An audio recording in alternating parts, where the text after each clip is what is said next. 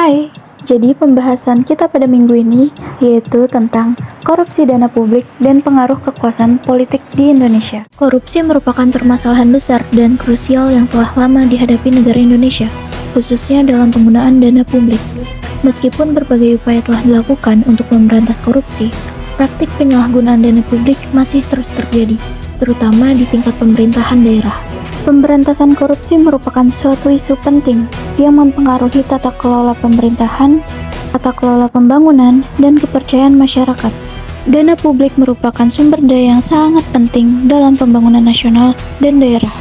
Pengelolaannya harus dilakukan dengan penuh tanggung jawab, transparan, dan akuntabel. Namun, kenyataannya, banyak pejabat pemerintah yang menggunakan kekuasaan politiknya untuk menyalahgunakan dana tersebut.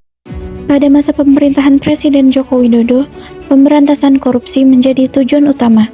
Namun, implementasinya merupakan sebuah tantangan nyata, terutama jika hal ini melibatkan politisi dan pejabat yang berkuasa.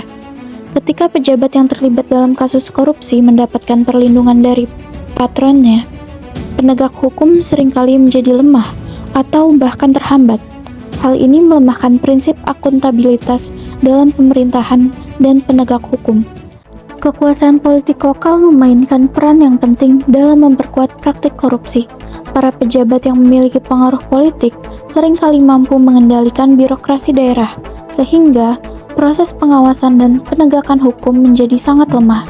Pengaruh kekuasaan politik lokal menghilangkan batasan antara kepentingan publik dan kepentingan pribadi, sehingga terjadi penyimpangan dalam penggunaan anggaran negara.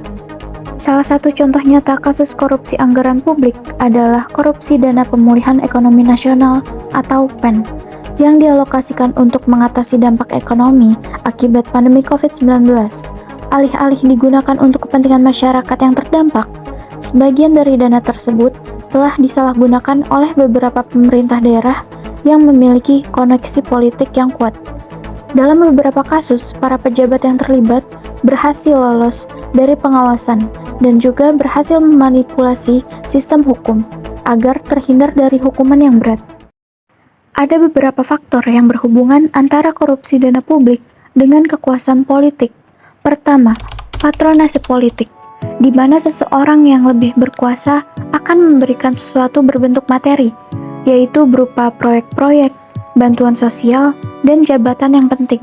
Sebaliknya, yang menerima akan memberikan dukungan politik kepada pejabat tersebut. Menggunakan dana publik untuk keuntungan pribadi atau politik merupakan pelanggaran serius terhadap prinsip-prinsip demokrasi dan tata pemerintahan yang baik. Hal ini menciptakan ketergantungan siklus korupsi, karena dana publik digunakan untuk memperkuat dukungan politik daripada untuk kepentingan masyarakat. Kedua, penggunaan dana publik untuk kepentingan pribadi. Dana publik seperti APBD seringkali disalahgunakan. Misalnya, dana yang seharusnya dialokasikan untuk pembangunan infrastruktur, pendidikan, atau kesehatan malah dialihkan ke proyek-proyek fiktif dengan tujuan menguntungkan pejabat atau kelompok politik tertentu. Ketiga, pengaruh oligarki. Struktur kekuasaan di Indonesia masih didominasi oleh oligarki. Oligarki ini sering menggunakan pengaruhnya untuk mengamankan proyek-proyek pemerintah dan mengakses dana publik agar kepentingannya selalu terjaga. Korupsi dana publik memberikan dampak yang buruk bagi masyarakat dan negara. Yang pertama, yaitu pembangunan ekonomi yang jadi terhambat. Dan yang kedua, meningkatnya ketimpangan sosial. Yang ketiga, kerusakan demokrasi. Kepercayaan masyarakat pada pemerintah jadi menurun dikarenakan korupsi dana publik ini. Pemilu yang seharusnya menjadi ajang kompetisi yang sehat justru sering diwarnai dengan adanya praktik politik uang yang menggunakan dana publik. Akibatnya, pejabat yang terpilih lebih mementingkan kepentingan pribadinya dibandingkan memenuhi kebutuhan rakyat. Penegakan hukum dalam kasus korupsi menghadapi banyak permasalahan. Di satu sisi, penegak hukum seringkali berada di bawah tekanan politik, terutama di daerah di mana pejabat publik memiliki kekuasaan yang kuat. Di sisi lain, lambatnya proses hukum membuat banyak kasus korupsi berakhir tanpa hukuman yang setimpal.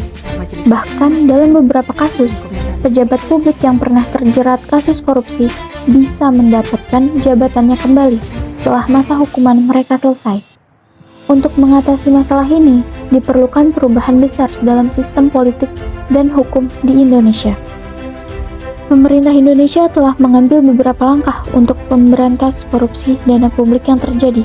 Salah satunya adalah pembentukan Komisi Pemberantasan Korupsi atau yang biasa kita kenal dengan KPK. KPK telah menjadi lembaga yang kuat dalam menangani kasus-kasus serius yang sering melibatkan pejabat pemerintah. Koordinasi politik dan oligarki masih menjadi hambatan terbesar dalam upaya menciptakan pemerintahan yang bersih dan transparan. Kedua faktor tersebut menciptakan siklus korupsi yang sulit diputus, karena mereka yang terlibat dalam patronase politik dan oligarki seringkali memiliki kekuatan untuk mempengaruhi birokrasi dan penegakan hukum.